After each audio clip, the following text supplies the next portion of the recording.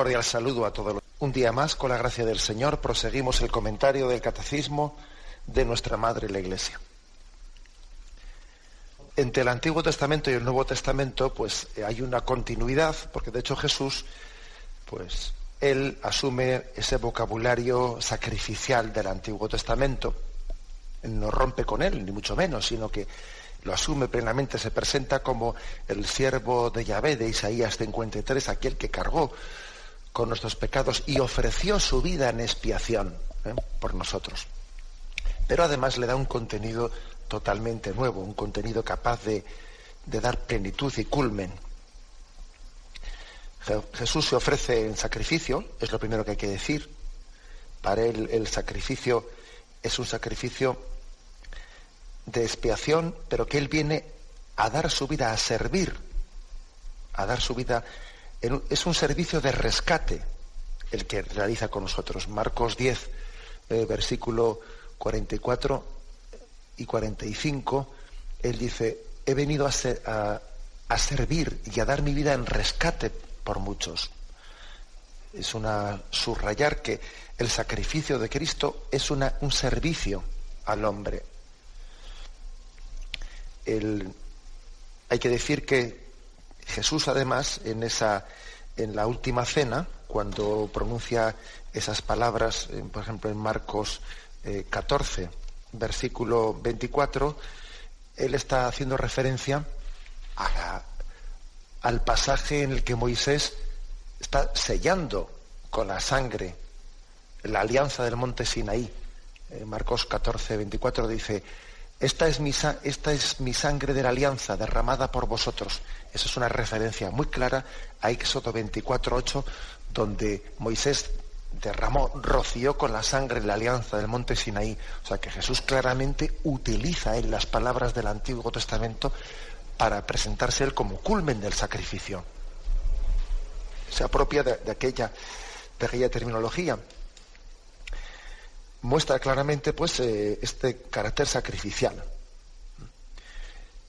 Pero al mismo tiempo hay que decir que la ofrenda de Jesús es la realización perfecta, sacramental del Antiguo Testamento. En ella pues se está realizando esas tres dimensiones que antes he dicho: el verdadero holocausto, el verdadero sacrificio de comunión y el verdadero sacrificio de expiación. Esos tres aspectos que antes hemos dicho que estaban en el Antiguo Testamento, que había sacrificios de expiación, sacrificios de comunión, sacrificios de holocausto, esas tres dimensiones, las tres se dan en Jesucristo. Sacrificio de holocausto porque Cristo es consumido para gloria de Dios Padre en la cruz. No se reserva nada. Sacrificio de comunión, porque eso que es ofrecido a Dios revierte en alimento para nosotros. Y esa es la Eucaristía, en la que la víctima se consume plenamente para gloria de Dios, pero también es sacrificio de comunión, se nos da en alimento. Y tercero, sacrificio de expiación, porque expía por nuestros pecados. Esos tres tipos diferentes, ¿no?, de sacrificios en el Antiguo Testamento se dan los tres en uno, se unifican y se hacen efectivos, ¿no?, en Jesucristo. Así pues diríamos que Jesús asume el vocabulario antiguo, pero le da un contenido nuevo, le da un contenido eficaz. Y así, esto es así, pues podemos decir que nosotros hemos pasado de la figura a la realidad. Las múltiples alusiones de los evangelios a los términos del Antiguo Testamento descubren pues que el Antiguo Testamento preparaba el sacrificio de Jesús en la cruz, que el verdadero sacrificio es el eucarístico. Esa es la auténtica ofrenda. Jesús, como sumo sacerdote, funda, como Moisés fundó en el Sinaí, una alianza entre Dios y entre el pueblo. Además, Cristo, como sumo sacerdote, el día de la expiación, realiza una acción purificadora, igual que se cuenta en la carta a los Hebreos, de cómo el Antiguo Testamento, pues el día de la expiación hacía una acción purificadora. Este es Jesús, el sumo sacerdote que realiza una acción purificadora. Pero esta vez la lleva a cabo aboliendo verdaderamente el pecado. A diferencia del Antiguo Testamento, que se hacía allí un rito, pero sin capacidad de abolir el pecado. Es, por lo tanto, este sacrificio más eficaz que todas las víctimas que se sacrificaron en el templo de Jerusalén. Porque los cristianos no tienen ya únicamente la pureza de la carne, sino la pureza de las conciencias. Esto lo dice la carta a los Hebreos, porque la purificación que se hacía en aquellos sacrificios de expiación en el templo de Jerusalén pretendía purificar pues la carne o la piel, que se sentía sucia, pero aquí lo importante no es purificar, hacer esos ritos de purificación de la carne, de la piel, sino purificar nuestras conciencias delante de Dios. O sea, que es una purificación interior. La personalidad del pontífice, pues, está claramente marcada porque él está celebrando en el santuario del cielo. Nosotros tenemos un templo en el que celebramos esta liturgia, y Cristo celebra su ofrenda en el cielo. Él es el sumo sacerdote, y ahora mismo el lugar en el que se ofrece este sacrificio ya no es el templo de Jerusalén. Ya, el lugar en el que se ofrece este sacrificio es el cielo, santuario en el que Cristo glorioso ofrece el sacrificio al Padre. Allí había puesto toda una discusión de cuál es el sitio en el que tiene que ser ofrecido el sacrificio. Si es aquí, si es allá. Acordaros de esa discusión, cómo se refleja en la conversación entre Jesús con la mujer samaritana. Y Jesús le dice, llegará un día en que ni en Jerusalén ni en Garizim se ofrezca el verdadero sacrificio, sino que los verdaderos adoradores adorarán a Dios en espíritu y en verdad. Y ese es el momento actual en el que Cristo está ofreciendo su sacrificio sino en el santuario del cielo. En el santuario del cielo. Y cuando nosotros ofrecemos la Eucaristía, estamos actualizando, trayendo aquí, haciendo sacramentalmente presente lo que está siendo ofreciendo en el santuario del cielo a Dios Padre. Por lo tanto, este sacrificio es el verdadero, el que Cristo ofrece ahora en el cielo a Dios. Y todo lo anterior del Antiguo Testamento era una sombra de lo que estaba por llegar. Era como un pequeño adelanto. La liturgia que el mismo Apocalipsis nos dice, que se despliega en el cielo, pues está dando plena plenitud al sentido de qué significa, qué es, cuál es la espiritualidad sacrificial a la que nos estamos refiriendo. Aquí solo queda añadir una cosa, pues que nosotros también estamos llamados a participar de lo que es la ofrenda del sacrificio de la cabeza, que es Jesús. Nosotros como cuerpo de Cristo participamos, ¿no?, de ese sacrificio de la cabeza. Aquí quiero yo terminar leyendo este punto 1372 del Catecismo, que es el que nos faltaba comentar. Este comentario que hoy confluye en este punto 1372. Dice, San Agustín ha resumido admirablemente esta doctrina que nos impulsa a una participación cada vez más completa en el sacrificio de nuestro Redentor que celebramos en la Eucaristía. Y aquí viene una cita de Ciudad de Dios, de San Agustín. Esta ciudad plenamente rescatada, es decir, la asamblea y la sociedad de los santos, es ofrecida a Dios como un sacrificio universal por el sumo sacerdote que bajo la forma de esclavo llegó a ofrecerse por nosotros en su pasión, para hacer de nosotros el cuerpo de una tan gran cabeza. Tal es el sacrificio de los cristianos, siendo muchos no formamos más que un solo cuerpo en Cristo.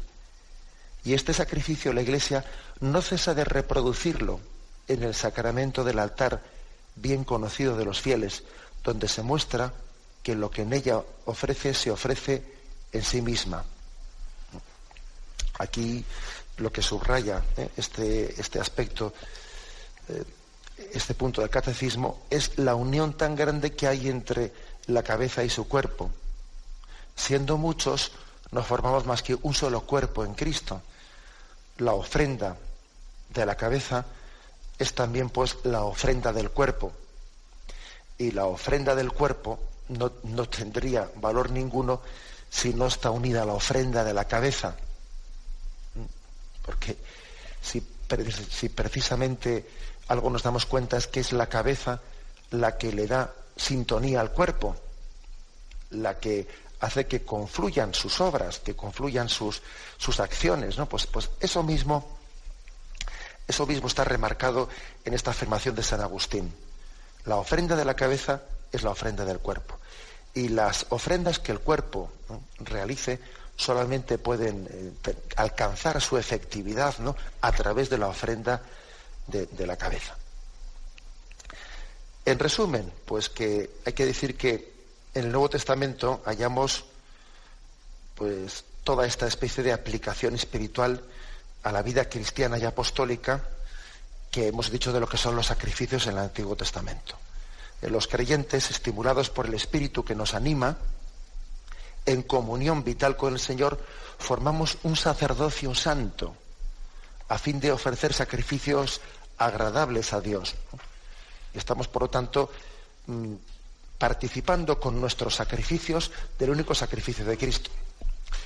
Esto, desde luego, si me permitís, ¿no?, pues una aplicación concreta, yo creo que esto nos debería de cambiar la perspectiva de nuestra vida.